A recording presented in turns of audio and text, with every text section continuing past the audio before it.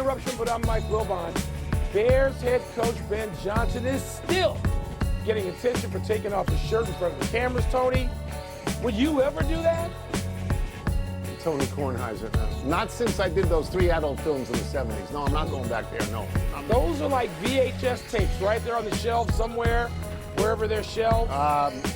They're not exactly on the shelves. They've been burned, okay? They're gone.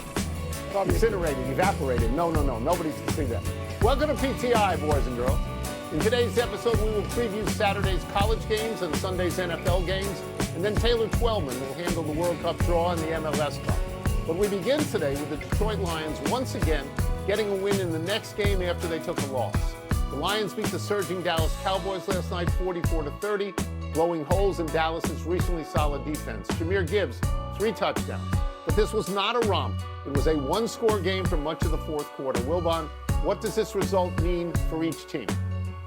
First, what it means for the nation.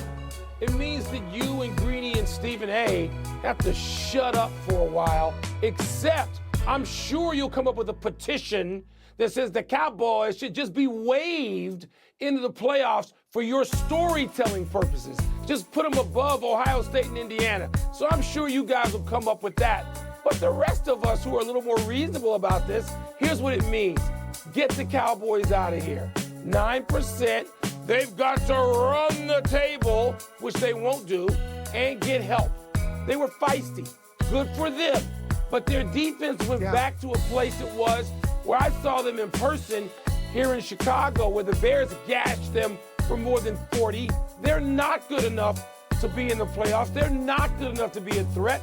I'm not sure whether Detroit is or not, but Detroit at least took a step in the right direction, and now they'll deal for the next 4 weeks with the Bears and Packers, and that will be a real storyline where we can get the Dallas Cowboys the hell off the stage. Yeah, I mean, look, I know what I've said about the Cowboys. I know I said I was fixated on the Cowboys, and I was fixated on the Cowboys, and I wish they would run the table because, in fact, they're great fun to watch. They score a lot of points, and they give up a lot of points, and it's very, very entertaining. Dak Prescott is very good, but I also said it'd be an elimination game. So they're out. I accept that they're out. The thing about Detroit that always impressed me is this thing where they win after they lose. This is the 15th straight time, Mike, that they have won the next game after losing a game. That ties the NFL record of all time. They've done it over the last 3 years when they were a playoff team. My problem with them and what stumps me about them is I think they should be better than they are on offense and defense. I like them, but they lose a lot of games. You can say they lose to high-quality teams, twice to the Packers this year, once to the Eagles, once to the Chiefs. They're high-quality teams, but it's a lot of games that they have lost. And the fact of the matter is when you go to the playoffs, you draw a good team. And if you lose, you can't come back the next week to win the game because you're out. So that's what I'll say. And Tony, also, when you lose your starting safety, and they've had injuries last year that undermined that team, and now they could be on that road again. I hope they're not. Even though I want to see the Bears beat them, I don't want to see them succumb to injuries like they did last year. We've got more compelling matchups to come this weekend. The Colts and Jags meet in an AFC South matchup of 84 teams. The Steelers and Ravens meet in a battle of the 2 6-6 teams atop the AFC North. And the Bears and Packers meet with first place in the NFC Central on the line. Tony, which of this weekend's NFL matchups is of the biggest consequence to you? I'm going to stay away from the Packers and the Bears. That is your account. I'm going to leave all of that to you, and I'm going to go off the board here. Because to me, the most consequential game is Houston at Kansas City. If Houston wins that game, Kansas City is not going to make the playoffs.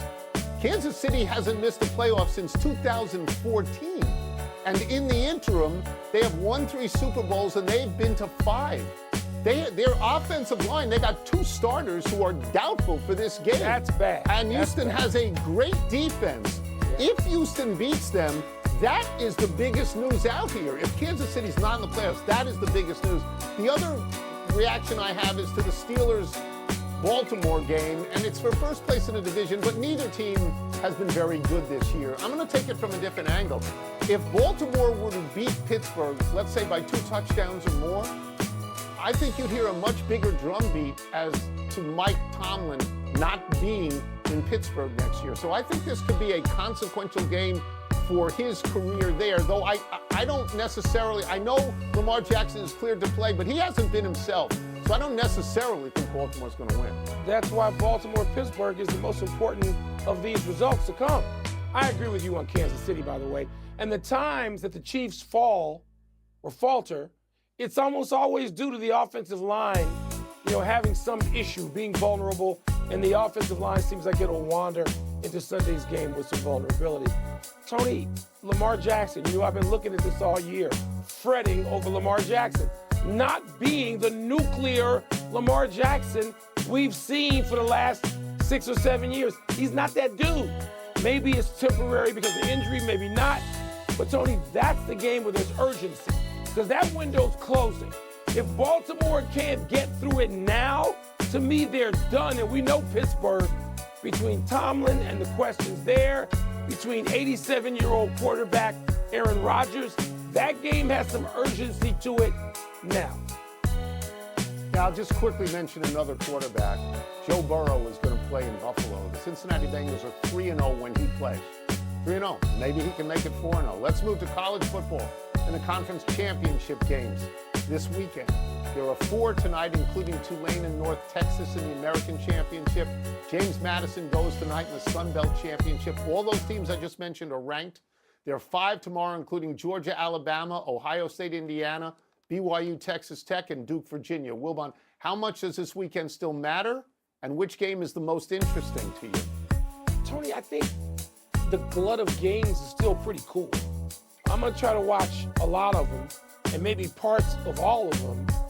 And I'm not going to say the weekend means as much as it did 10 or 12 years ago, when the conference championship seemed to have more weight and urgency, like a team might fall out and not be able to make it. But I think the matchups are pretty cool. And you know what? I'm not so jaded, and I'm jaded about college football in some ways, but I'm not so jaded that I'm not interested in Ohio State and Indiana, 1 versus 2. What the hell? 1 versus 2. It used to be that we didn't even get that matchup all the time. We didn't get those 2 teams at the top of the polls facing each other every single year. Ohio State, Indiana, that's what I'm most fired up for.